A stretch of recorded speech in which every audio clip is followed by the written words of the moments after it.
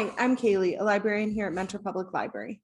And I'm Meg, also a librarian, and welcome to this week's edition of All Booked Up with Cailey and Meg, where each time we give you different book recommendations on a specific theme. Today, Cailey and I thought it's a little cold outside, a little chilly in the dog days of winter months here in Ohio. So why not explore some teen beachy reads to warm us up this season? Yes, it seemed like a good idea to not be reading about any place where there is snow or low wind chills or anything. Yeah. And all of the books that we're going to talk about today are available for you here at the library, as well as online for free with your library card through Libby and Hoopla. All right, Meg, take me away to the beach. Yes. So my first one is called Those Summer Nights by Laura Silverman. And already the title gets me in that mood, makes me think of the Grease song, Those Summer Nights, just really warms me up. So it is about Hannah, who after recovering from a life-changing injury must navigate a new job, an ex-best friend, and two surprisingly attractive romantic interests. So our girl Hannah, she used to be all about focus, and her focus was on the Olympics. She had a clear goal in mind, but all that crumbled when she shattered her ankle and kind of ended her soccer dreams. So now she's kind of trying to pick up the pieces and how is she going to move forward? Well, now it's the summertime, and she decides to distract herself by getting a summer job at a place called Bonanza. And no, Cailey, this is not the Western that was popular before Yellowstone. This is a multiplex, which makes me think of summer so much. One of those places where you can go and play mini golf, you can bowl, go to the arcade, have nachos and cheese. So she's working at this place and she's actually loving it. It's helping her forget some of the bad things that have happened to her recently, and she's loving it. And there's even a cute guy named Patrick, who is also, that's not a bad part of the job as well. But things change when her boss decides to start a tournament that all the staff members have to complete in, where they have to do all these activities involving the sports at the multiplex.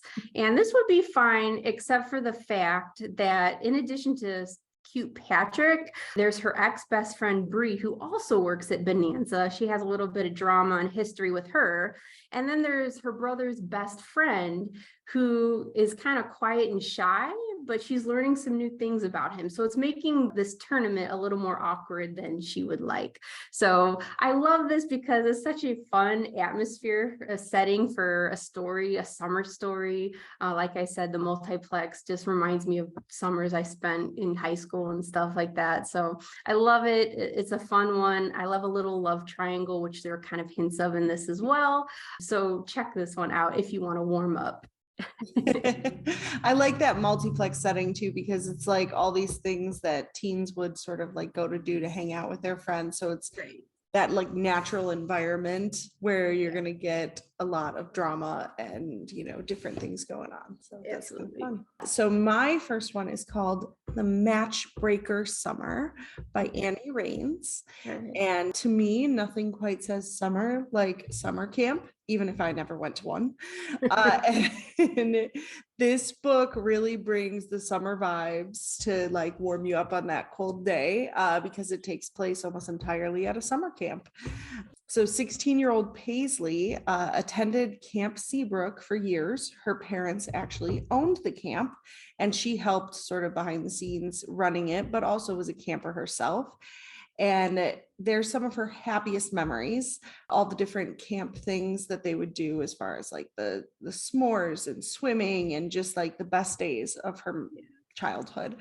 But her father passed away a few years ago, and now her mom is running the camp solo, and she's doing what she can to help, but things aren't quite the same, especially because her mom started online dating, at least this past year, and has gotten serious with this guy named Dave. So this may actually be the last year of Camp Seabrook, because when her mom is proposed to and plans on marrying Dave, she decides they're going to sell this camp and, you know, move forward in life. But Paisley is not at all happy about that. And so in comes Hayden, who is an annoying coworker of hers at the camp. And he lives to break the rules while Paisley is your traditional rule follower. But he hears from her about the fact that this might be the last year for Camp Seabrook. And he decides that, if his mom and Dave, or her mom and he decides if Paisley's mom and Dave were brought together by a matchmaker of sorts, online dating, then maybe they could be broken up by a match breaker, and decides that they're going to be the match breakers and try to break up Paisley's mom and Dave in order to save the camp, thinking that if they break them up, then her mom won't leave. It is a cute story. It's got that sort of like Parent Trap kind of thing going on, except like a reverse Parent Trap because it's trying to figure it out. But it's got all the summer camp vibes and all the traditional things that you associate with summer, but it has this sort of added layer to it about the family relationships and things, and what Paisley's going through, thinking that everything might change in her life even more so than it has already. A little bit of romance happening in there too. And it's a fun summer read. And I love the idea of matchmaker versus matchbreaker. It's real cute. Fantastic. I love it. I totally was thinking Parent Trap while you mentioned it as well. And I love that because I love that movie. And also I like the positive reinforcement of a camp. Growing up, I dreaded, the idea of, I was like, no, I don't want to go to camp. So this is fun. I love it. I want to try it. Not really try it, but it seems totally fun.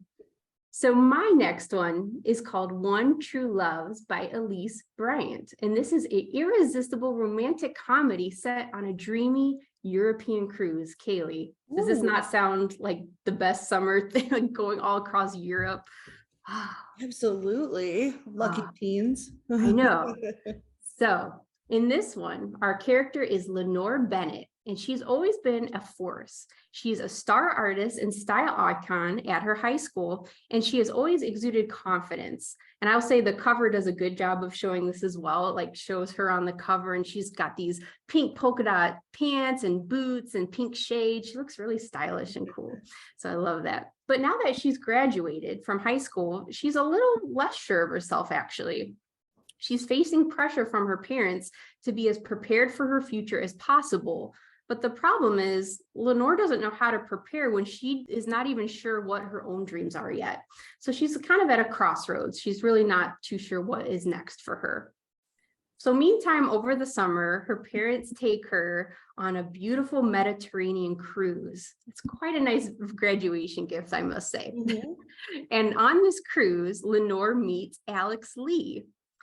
And his mind operates pretty much in the exact opposite way of Lenore's. While Lenore is unsure of herself, Alex has a very detailed 10-year plan about how his future is going to go, what his goals are. He is completely confident and he knows what's happening next.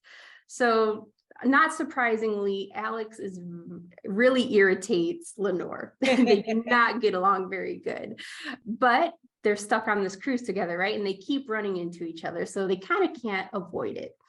However, as they traverse across the beautiful Mediterranean landscape, those picturesque stops across Europe, they slowly may be able to help each other find something unexpected in both of their plans or lack thereof, and that is love. So it's just very romantic and sweet. And I also sympathize with the idea of maybe not being sure what's next, or maybe being very sure about what's next, and maybe some unexpected surprises come along the way. So very delightful. I love, once again, another summer theme that I just want to travel to with them. That sounds really sweet. And I love that sort of like you're trapped in one place, so you kind of have to see each other vibe. Right. I think that just breeds for a good story, Yeah, absolutely. So my last one is called Sometime in Summer by Katrina Leno. And this is about Annabelle, who definitely believes in luck, bad luck, that is, because she's chalking up a lot of what's happened in her life right now to bad luck. Oh, no. She is in this major fight with her best friend, and they're not even talking right now. Her parents are getting divorced, which is obviously a big thing, even though she thinks that her parents still love each other. So it's so strange that they're getting divorced, but relationships are complex. But her mom is selling the family bookstore as part of this, and Anna's just heartbroken over that. And now her mom has decided that, sort of as like a cleanser for them and to take care of some family business, they are going to go across the country for the summer to stay at her great aunt's cottage, who recently passed away. Growing up, Anna's mother went there every summer, and so she has very good memories associated with it. So it kind of makes sense why she wants to go there. But Anna's really angry about it because this is away from everyone she knows. She's already in this big fight with her friend. So going across the country and being gone all summer is like social suicide to her. But they wind up going to her great aunt's cottage, which is in Rockport, Massachusetts, the entire other side of the country. But she expects to basically spend the whole summer alone with her books. Not a bad summer to me, but she's not thrilled about that. Yeah. But luckily, she's embraced almost immediately by some of the local kids who helped to make her summer a little less miserable. It's a small beach town. It's very like quaint and quiet and just like a throwback to another day almost. And it's giving Anna a chance to sort of come to terms with the changes in her life and realize that, sometimes these changes that happen are hard to swallow, but necessary. And, she gets to see a different side of her mother, spending time with her mom, just the two of them, and sort of try to understand what's going on and why these things are happening.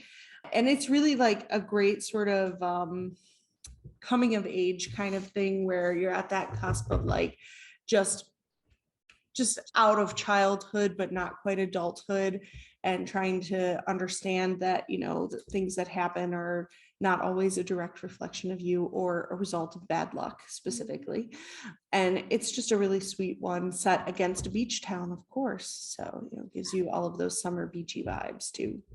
That's fantastic. I love it. We got to have the beach setting. So we've had the multiplex, we had the summer camp, a cruise, and finally a perfect beach town. We didn't even plan that. We didn't even plan it, but we covered all the bases. I love it.